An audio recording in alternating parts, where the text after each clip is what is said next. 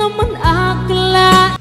Narito tayo ngayon upang matunghayan ang napakainit, nagbabaga at talaga namang usap-usapan at maraming pinakainaabangan na issue ni Ate Erica. Sabi nga ni Kalinga Val Santos Matubang na marahil ay inggit lang daw talaga ang tita ni Ate Erica at ni May kay Ate Erica at kay May. Ito ay una sapagkat magaganda daw ang dalawa niyang pamangkin. Kahit naman daw hindi sabihin ng tita nila na naiinggit ito, ay halata naman daw talaga. Ito ay dahil marami daw pera sila Ate Erica at si May kumpara sa kanilang tita. May nabili dito sa amin. Ano? Ha? Yung pawid. Yung pawid? Sa kulungan ng baboy. Mm. Ha? Kasinungalingan. Kasinungalingan. Si Erica bumili dito. Kuripot si Si Erica. Erica naggastos dito. Nilabas mga kalingap noon na si Erica do'y matulungin, tinutulungan si Lola, si Lolo, yung mga pamangkin, lahat. Pinabulaanan po ining ni tita dahil sa inggit po nito. Hindi totoo yan. Walang naitulong ni kusing ni 5 ining si Erica nyo. Wala.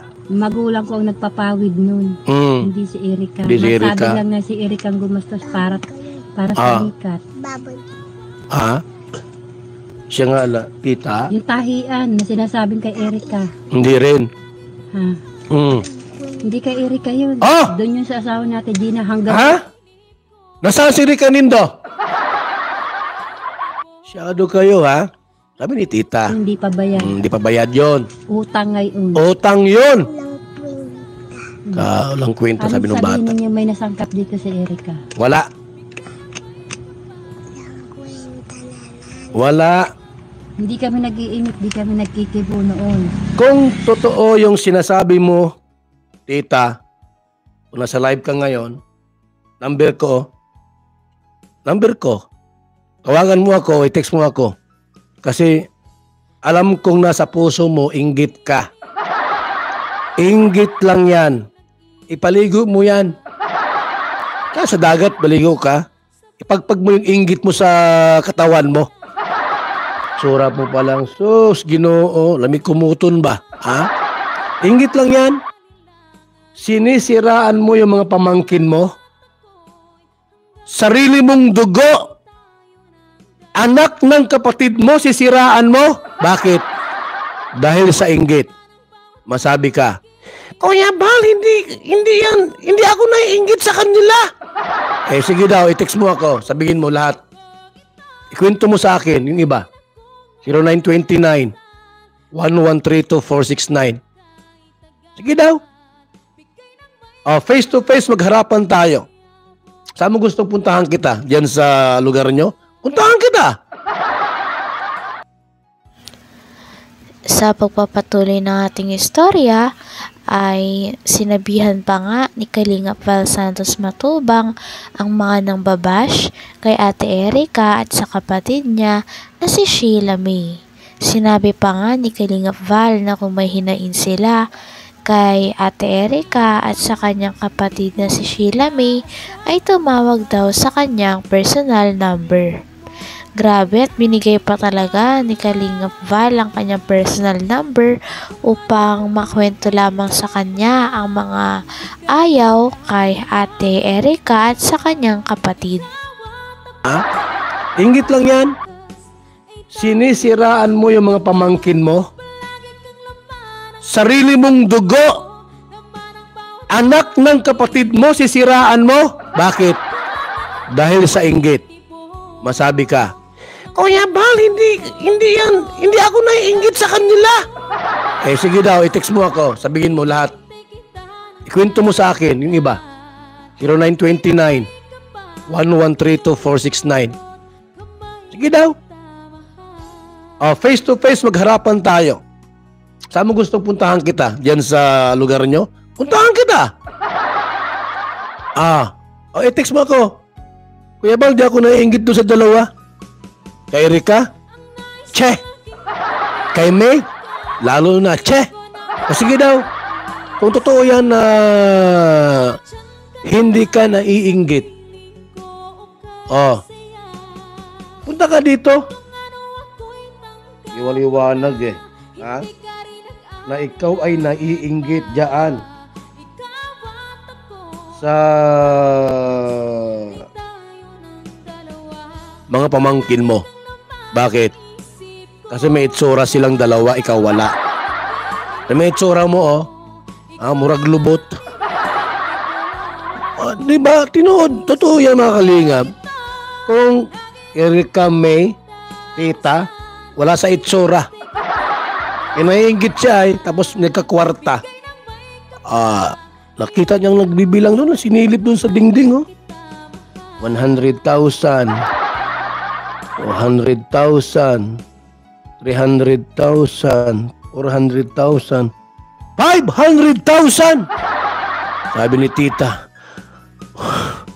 may pera sila. Hindi ako sinali. Sinuro nung dalawa. Siyempre magagalit ka. Katismisan, katropa po, katropa. Hindi isinali doon sa pagbibilang ng kwarta. Sabi nung dalawang babae, si Mia at si Rika, ate, ang laking perang ito.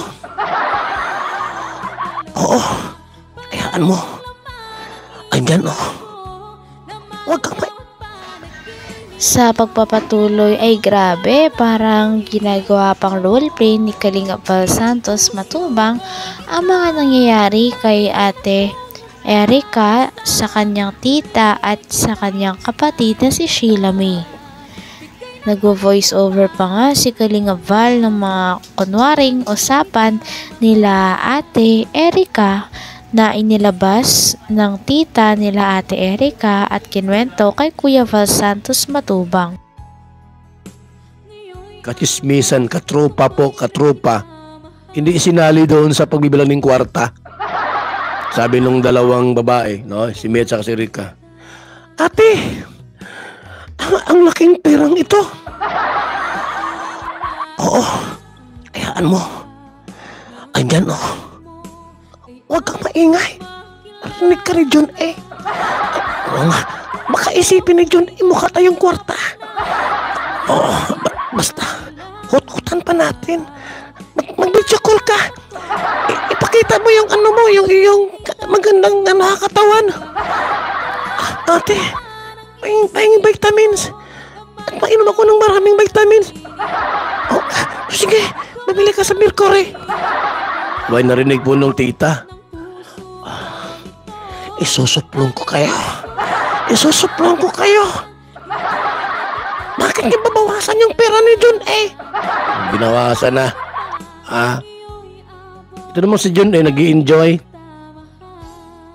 Kalinga Prab mga kaibigan. Tatanong, Kalinga Prab, ba't kaya binawi sa akin ni John A yung kwarta? Wala ba siyang tiwala sa Kalingap? Yung iba nga dyan, ang sponsor lang 100,000, 200,000 lang. Yung ginastos ko sa pabahay, naabot ng kalahating milyon, 700,000. Akala niya yung isang kalahating milyon, malaki na yon. Akala ko mayaman si John A. Nagka-question ba kayo ni si Kalinga Prab, bakit binawi? Ito naman si John A, kapal ng mukha. Bigay-bawi ka! Kung nakilala, sus, nasaan yung mukha? Hindi ko alam yung itsura nito, kung itsura. Bayot ka dong. Bayot ka? Nung alam ko lang itsura mo, i-post ko sa social media talaga. Kasuhan mo na ako.